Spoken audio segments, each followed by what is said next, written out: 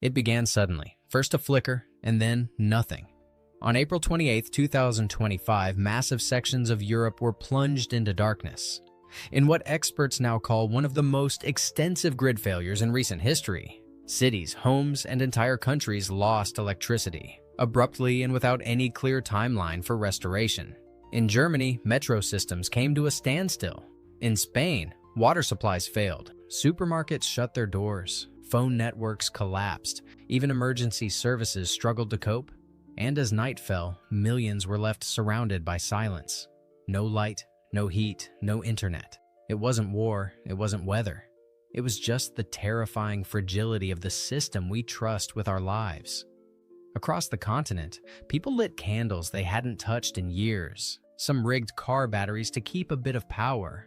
Others just waited, watching food spoil, batteries die, and panic creep in through the cracks.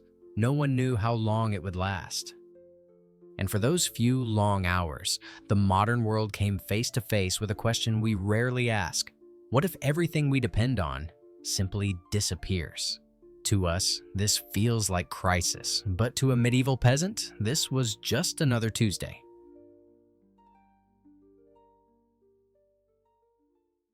While millions today scramble at the loss of power, medieval peasants would have barely blinked.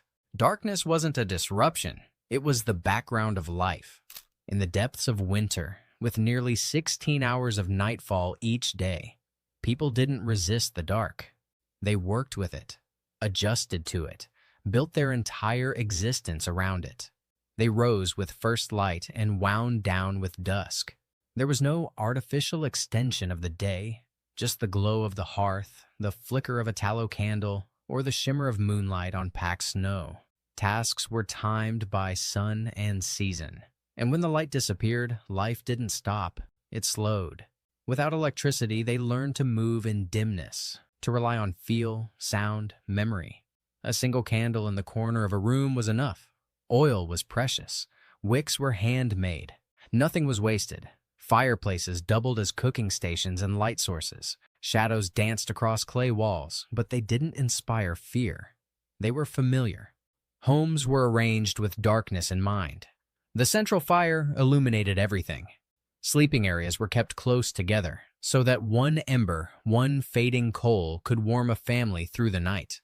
Windows were small and shuttered, built not to brighten but to preserve heat. Every habit, every structure, every choice was designed to make the absence of light livable. Even communication adapted. A knock at night meant more than a visit. It meant urgency. A horn in the distance could signal danger. Villagers didn't scroll through feeds to check in. They listened, watched smoke, followed footprints, noticed absence. In the modern world, a blackout is a breakdown. To the medieval mind, it was just another evening and a chance to rest before the light returned.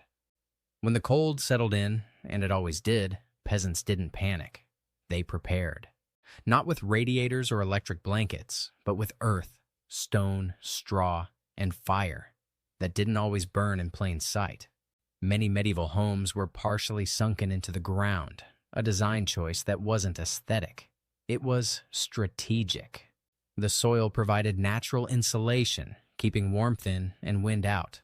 Walls were thick, often packed with wattle and daub, a mix of clay, straw, and animal dung, that sealed in heat and resisted the chill.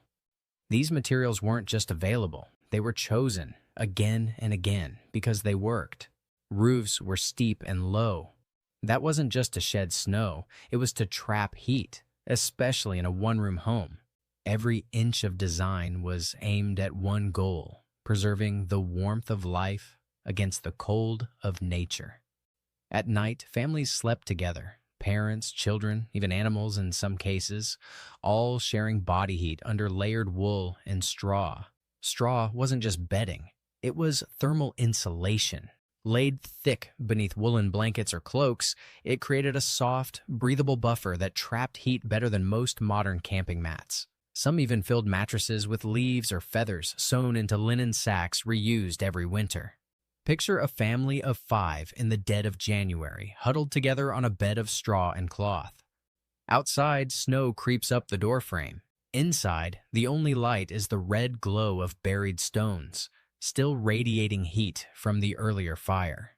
The windows are stuffed with rags and moss. The door has been sealed with a heavy curtain made from stitched-together wool. No wind, no draft, just silence, breath, and warmth. Clothing played a major role, too. They wore multiple layers, a linen shift, followed by a wool tunic, then outer garments of fur or thick woven cloth. Head coverings were essential. Much of the body's heat escapes there. Even indoors, it wasn't uncommon to wear gloves and wraps to bed. But the most ingenious method of all? Fire without flame.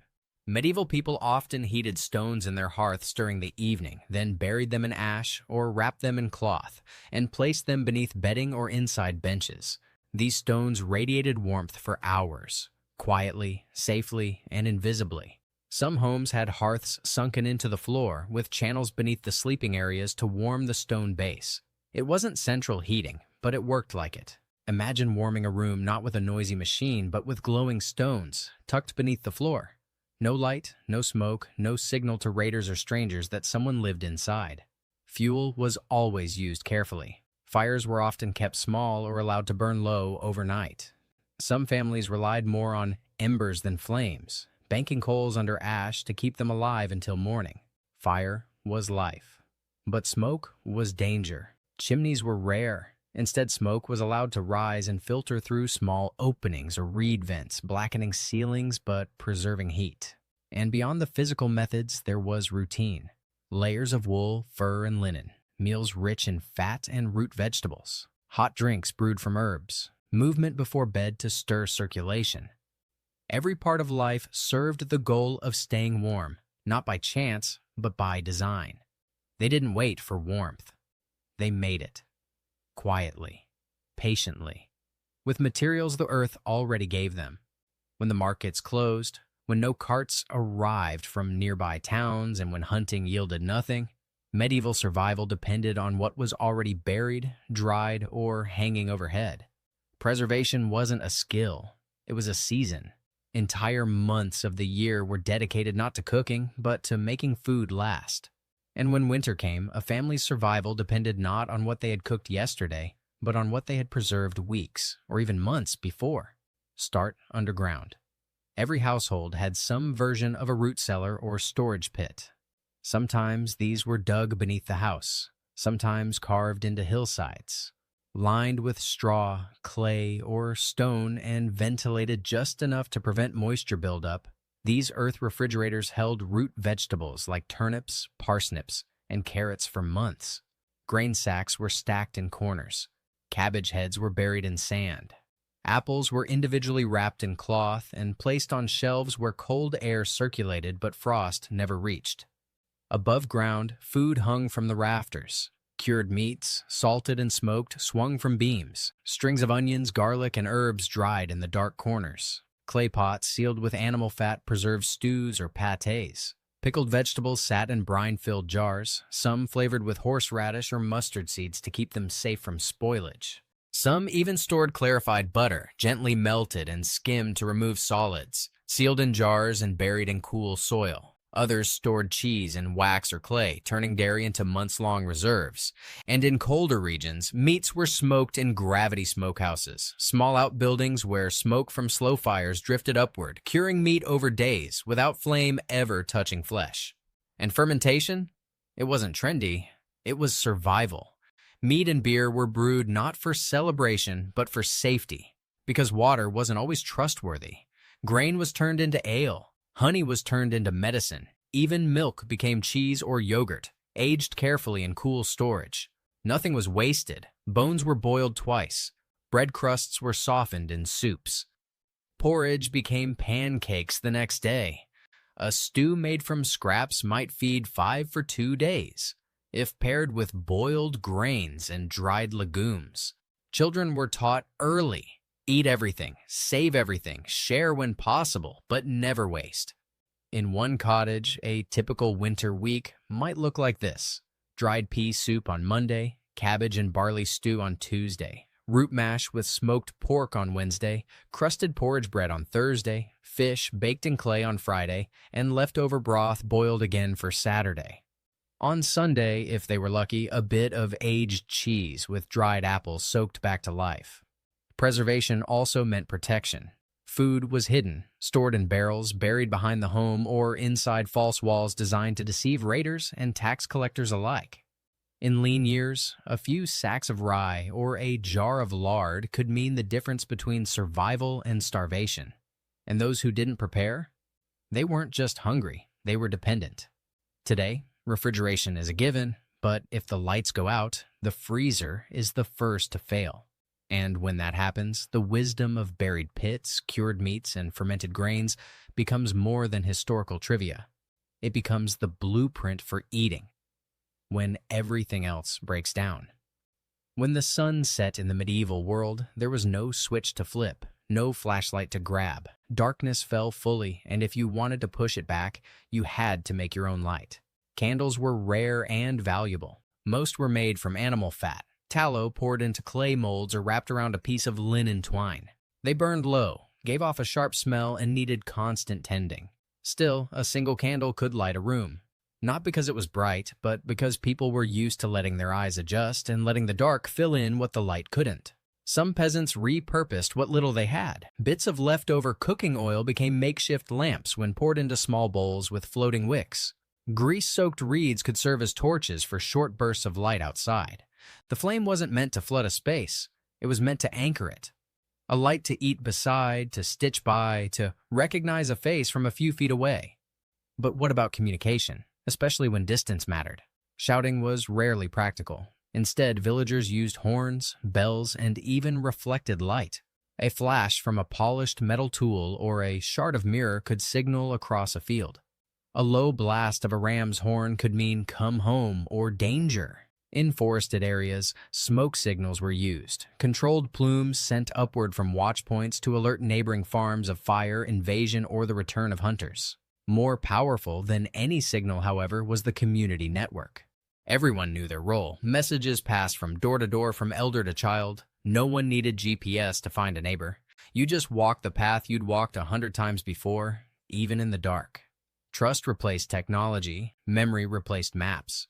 Today, when cell towers go dark and Wi-Fi fades, we lose not just communication, but orientation.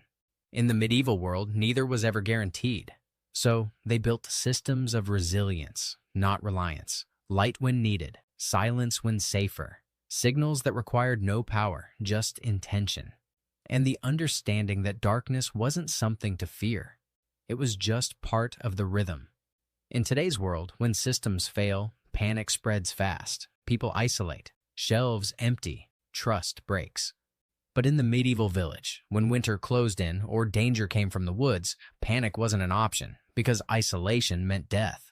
Survival wasn't about individual strength. It was about structure. Every person had a role. Every household, a function. There were no preppers because everyone was prepared by default. Not because they feared collapse, but because life by nature was already uncertain.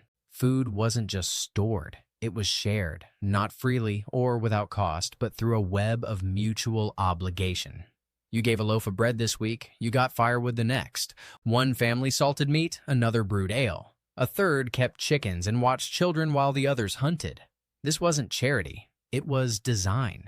There were informal banks of goods, small reserves of grain, fat, cloth, or salt, kept not by the rich, but by the responsible. Elders, midwives, and church caretakers often held community stores.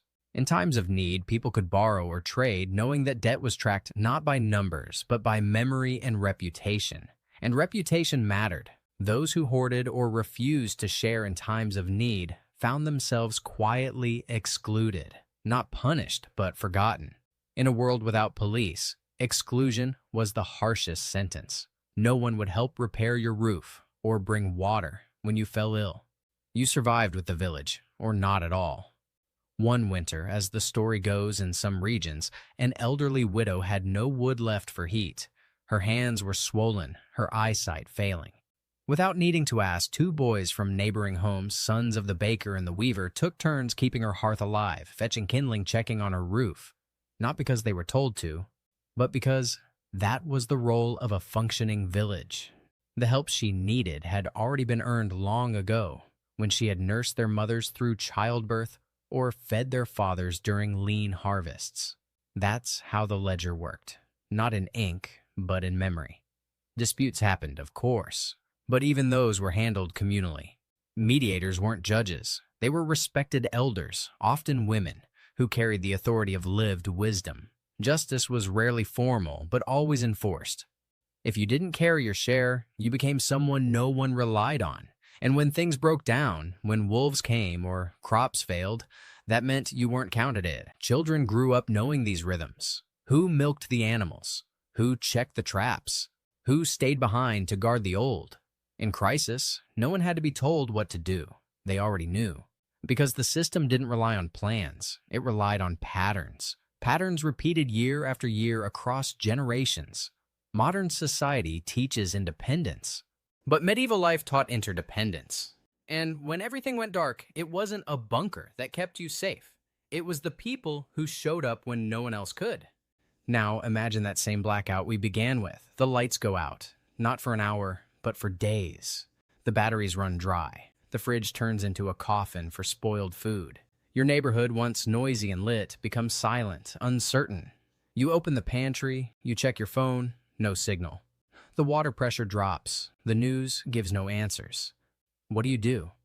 Do you wait, hope, refresh your screen until it lights up again? Or do you act? Now imagine facing the same event, not in a modern apartment, but in a medieval village. There's no electricity, no running water, no grocery store truck arriving tomorrow, but you're not panicking because your home holds warmth by design.